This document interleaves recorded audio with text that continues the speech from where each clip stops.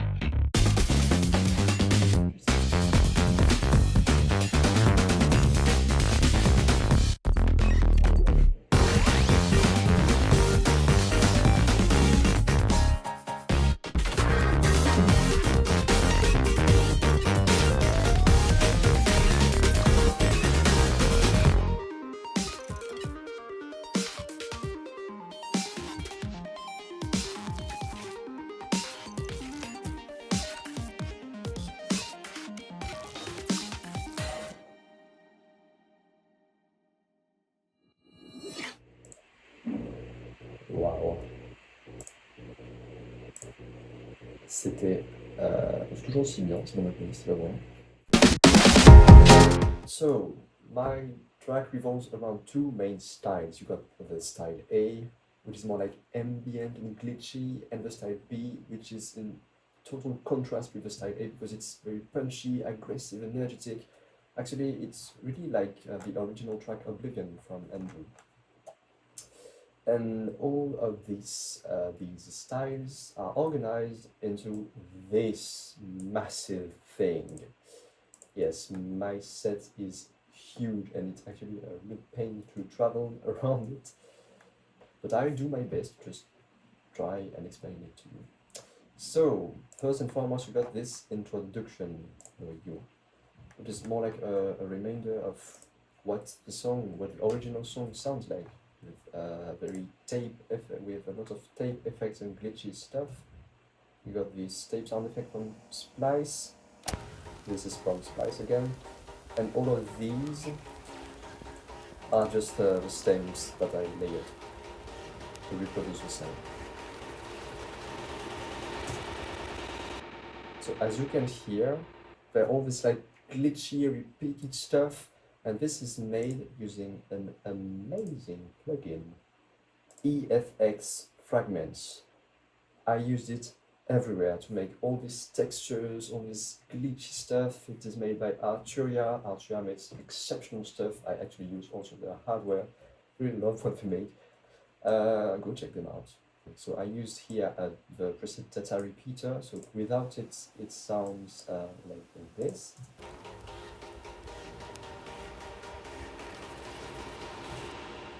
You can hear the reverb, but with it,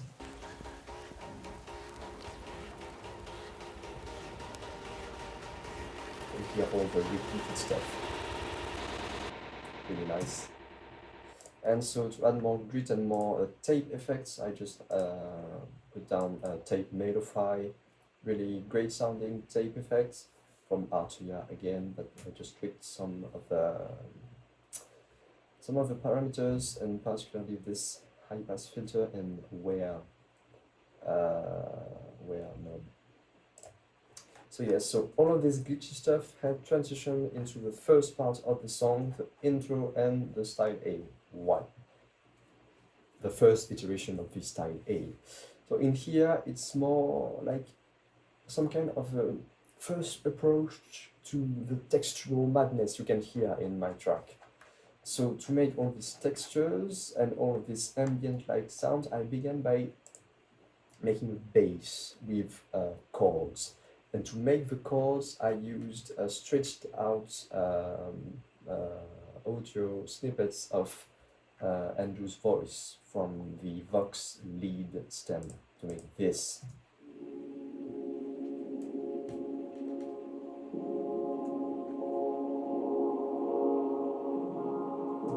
So basically, to make this sound, I just like stretched out, time stretched the Vox lead sample, just a little part of it. And when he sings approximately the same notes, actually I removed every time he was a little bit derivating from the bass note. I think it's a G that he sings. And I used this monotone note to make a chord and to slowly create the famous chord that he used in this song. You can barely a little bit hear it. No, it's lost in all the distortion.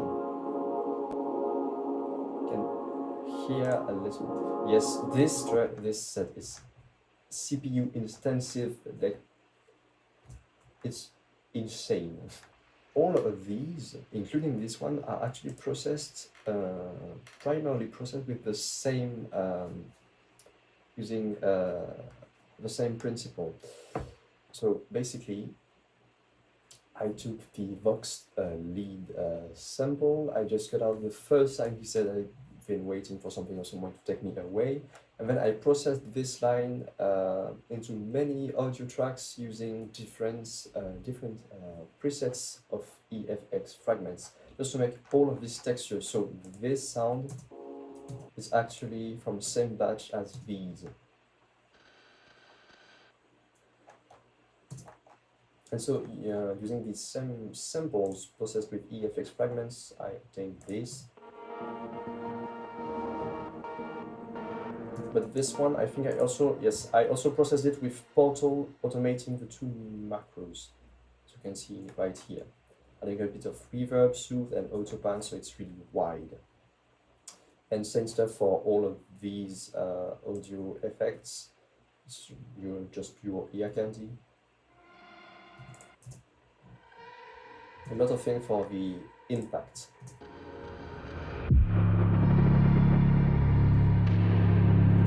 It just completely swells around. But what is really interesting in this part with all the vocals is that, what is it? Yes, as you can see, I used a lot of send tracks here. So you got reverb, delay, and another instance of EFX fragments. And then this, I actually recorded it into another track, all of these send to make a riser. Yeah, this one. You see here, and yes, there's another send track that I recorded just after that sound like this.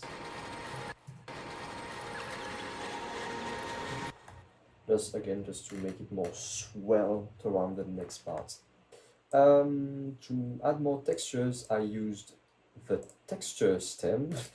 Quite logically, I parallel processed this with different instances of Portal and fragments, lots of granular plugins in this, to make this.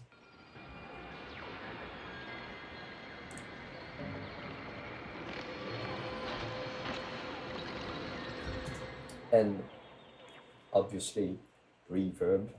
What would be a good track without reverb? And then there's the bass. Oh yes, there's impacts and swells.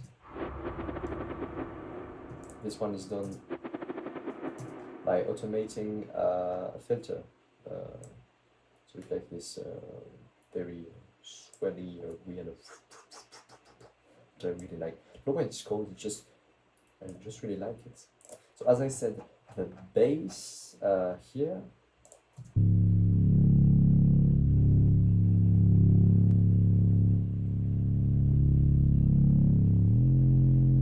on its own, it actually sounds quite bad, maybe because I just threw a lot of overdrives here. I made this one using pigments.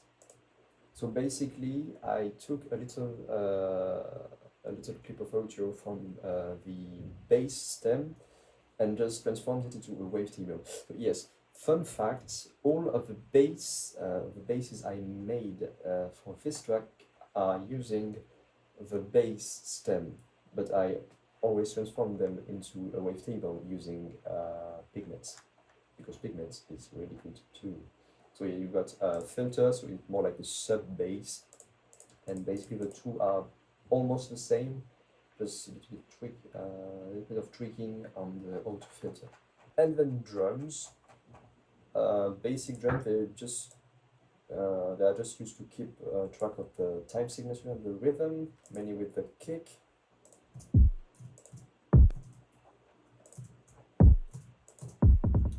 On this last kick, I added a little bit of delay to conserve this atmospheric aspect of my track. That is for the beginning, because now we enter with a very smooth transition. I think the second part is transition. Yes. So for a transition, almost everywhere in this song I used these fills. They are unedited. It's just layering.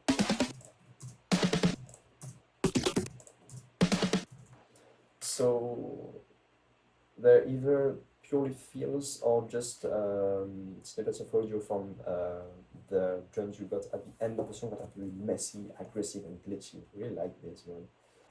And so now I can clearly explain my kicks. I think it's better to it's more easy to it's easier to understand at the end of the song here. Like this, so you got this one, and then this one. So yeah, they really have different textures, different harmonies, different timbres. So mixing them just make a very interesting sound. It's not a kick, it's the kick of this song. The three are also processed differently. The first one just got drum bass, but I automated just for the beginning, so it's a bit different. It's not quite just a filter, it's just a little bit more deep. The second one is not there. I think yes, there are no effects on it, but the third one is just yeah, a lot of effects here. On its own, it sounds like this. Nothing like what's over here. Nothing like the end product. So I just pitch shifted down because it was too high. And this audio rack, I just smashes everything around with this drum bass with a maximum transients and a flanger, just so it's a bit more wide with a little more interesting stuff. Yes, a bit more interesting, and erosion. And then glue compressor, so yes, completely explode the volume. Yes, violent. Then EQ, so just to get rid of the high-end stuff, and then compression. Yeah, weird kick, but very efficient. And then after the fills, there are all the cymbal work that I use actually all around the track here.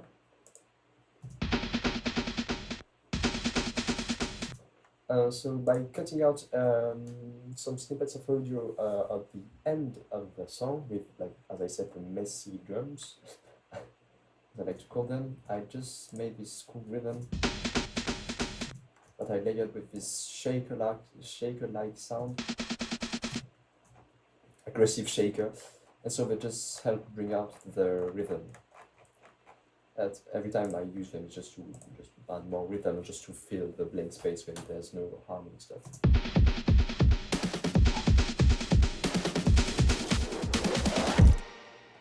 And yes, risers, this one has pitch shift automation with the shifter.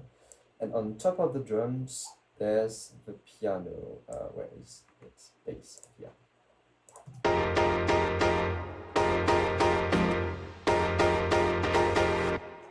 So first you got this, which is just a chopped version of the piano we hear at the beginning of Andrew's song, with some parallel processing, a lot of layering. So here you just got drum bus for the transients and multiple dynamics, a little bit of high pass here, and a filter that is used sometimes.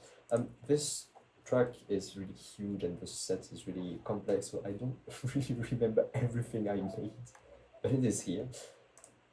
So let's dive into this.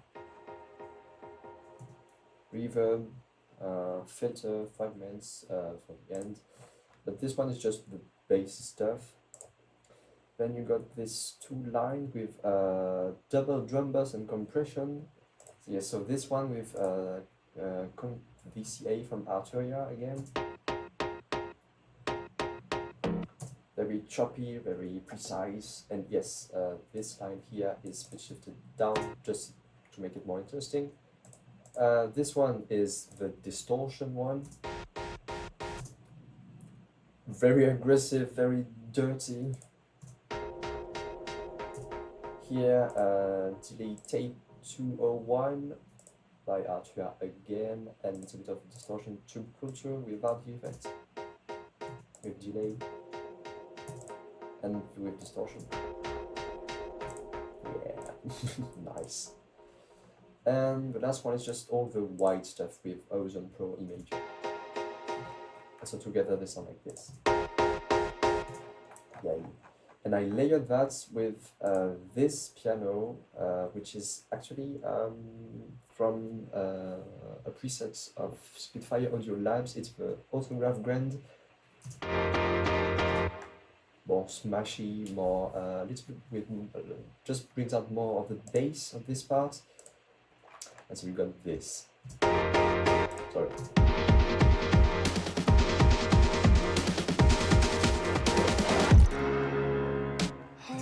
And then we transition to a more smooth, more chill vibe, because this is actually transition from style B to style A, so it has to be more chill, more calm.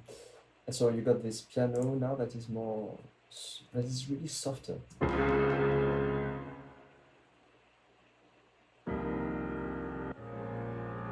So I actually played this line, and I originally automated some thermal on the original track because everything is printed to audio, because as I said, my CPU is dying, and so yes, automated a little bit of thermal, so to give more accents. Nice. With this chorus sound like. But really here the things are really interesting in the drums, using this sound, which is just like this snare from the Oblivion drum, I think, that I just processed with data repeater preset from EFX Fragments, and then there's just these. So basically I picked up every time the drums were glitching, and I just cut the sample. It was interesting, and put it just to make more accents, to help make the drums more interesting and more textural.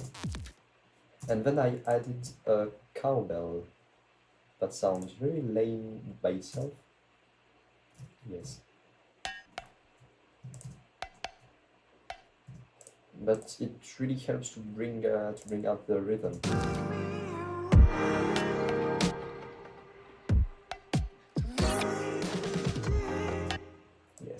The snares, nothing exceptional, just snare I found on in the again Oblivion drums with a little bit of thermal on it.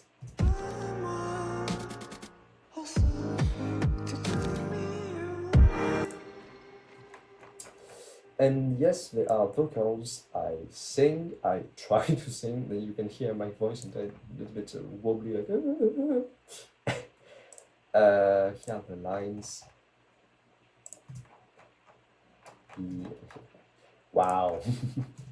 I've been waiting for someone or something to take me away. I almost broke my voice this time. So you can hear a little bit of saturation and then just parallel processing with filter and reverb, but overall the panning here, extreme panning. Graillon for the autotune without autotune, and soothe too, just to soothe everything. And then we reach the mid part of this transition, which is already very a little bit more ambient-like.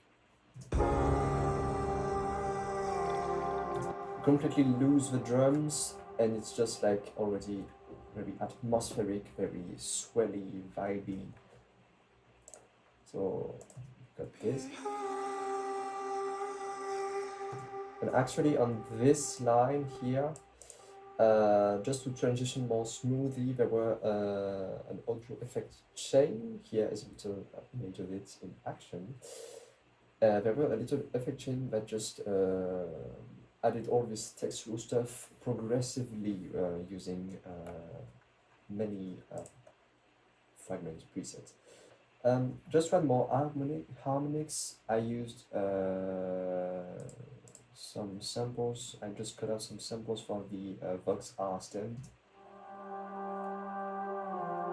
and counterpoint to make this descending chord progression.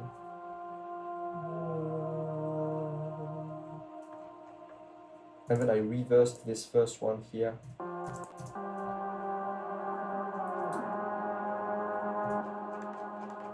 And then, yes, we reach the first climax of this song, the style A climax.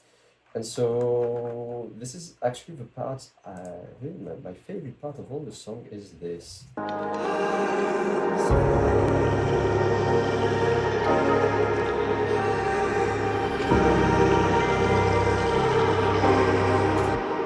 Because you're really like sinking and drowning as I'm saying, as I'm singing actually, into this textural madness. It's really like you're floating into the vastness of space, just seeing every star around.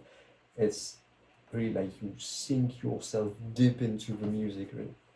This is really what I was feeling when I made this part, and what I really wanted to give off actually. So yes, the vocals here are in 3 main parts.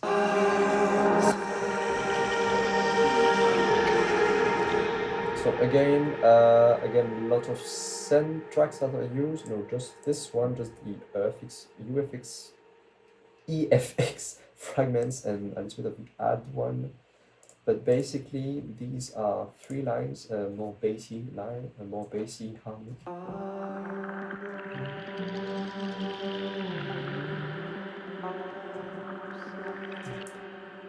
The main line.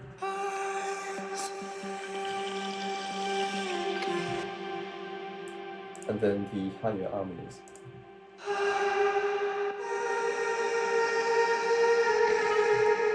With a lot of distortion, reverb, filter. Actually, you can also hear the volume automation. Here, I think it's right here. Yeah. Just so everything doesn't clash with everything. And I added again all the textures from the original track.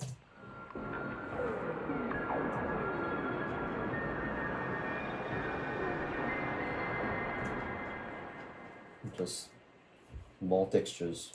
So no drums here. It's really about all the vocal stuff and atmospheric stuff. But to transition towards this climax of style B, using a transition from style A to style B, the bass to it, really bass, really useful bass and really nice bass. I really like this bass actually. So at the beginning it's really tame, really subby, but at the end it's like you can feel the aggressiveness. To make this bass, I dragged a piece of the Oblivion bass stem and just transformed it into a wavetable. Assigned the second of note of pigments into the position, and assigned an LFO to the fold modulation. But the big thing is this distortion. Without the distortion, can I listen to it just with distortion? Yes, you can hear the difference. Really add a lot of grits, a lot of harmonics. Really nice to hear this, and just help bringing all the aggressive and punchy stuff you have at the end. But just to smooth, just to have a really smooth transition, I used drums again. The interesting stuff actually here is these.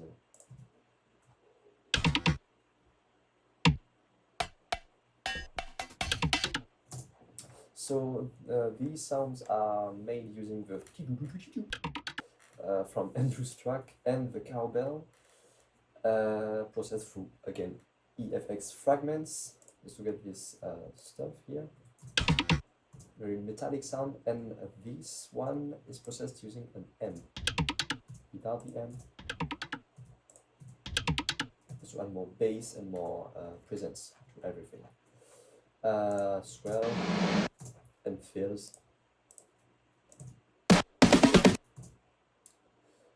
And for this part also there are all the cymbal work.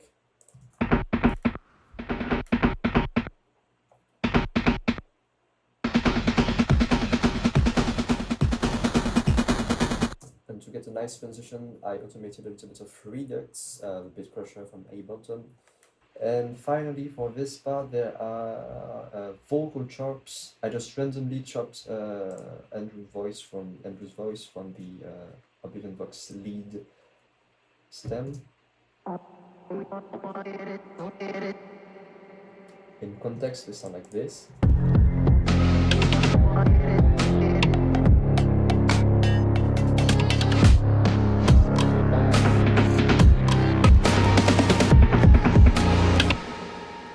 And I also added this, just to smooth out the transition between the first and the second part of this transition. And finally, for the drums, got this very dirty transition, very dirty pre-drop thing, because I actually just automated a little bit of distortion called fire here and here, so it's really more aggressive. And then we enter the last part of the song, the climax of the style B. So for the drums, it's the same, really. I added, so here the piano is a little bit more present. Same processing, a little bit louder, less chopped, and yes, the bass is now with an automated filter.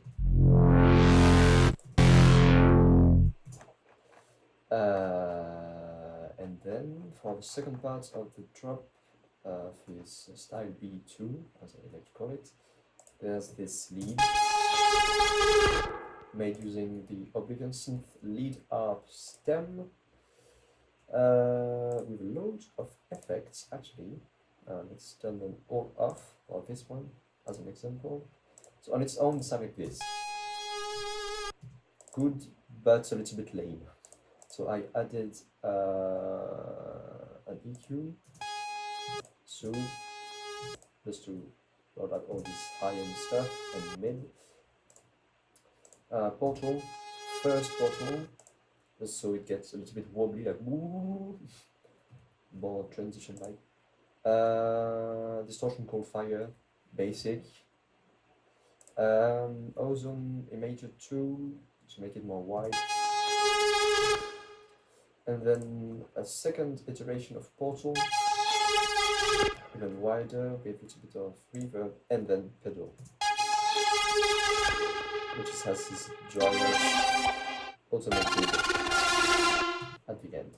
Like this. This is made using fragments and a little bit of reverb, but also it is made using every time Andrew's voice is glitching, and then I just put everything together and made this cool transition. And then finally, after all this climactic stuff, there's a transition here.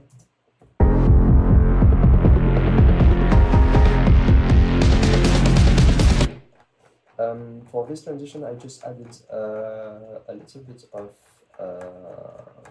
bass, a little bit more bass with this bass. A preset from Pigments, Jump Pump with compression, filter, and overdrive. And then we reach the end of the song with this dramatic chord progression.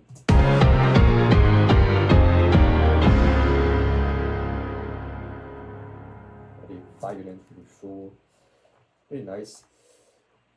Same parallel processing for the piano as before. I just added this sound. A bass I made using the Oblivion synth lead harp stem into a sampler and with overdrive, and then this plucky stuff using Andrew's voice, Vox FX, and of course kick, just to make everything more rhythmic. It's really into the boom, boom, boom, boom. And these. And of course reverb at the end. There's a nice impact here.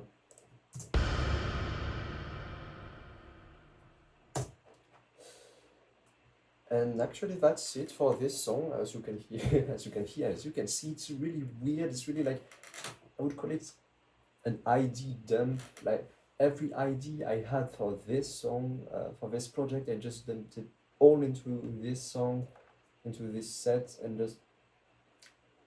Okay, so since Live AX is struggling to make their points, I, editing AX, hello, will conclude by just saying that this project really was a lot of fun to work on. I really enjoyed messing around with the samples and creating this rather weird sounding remix.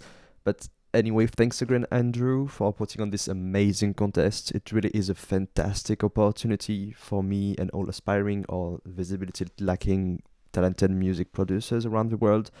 Really, I listened to some of the other remixes, they are insane. So that's it for me, and I'll see you in the next one if there's a next one. Goodbye, good night.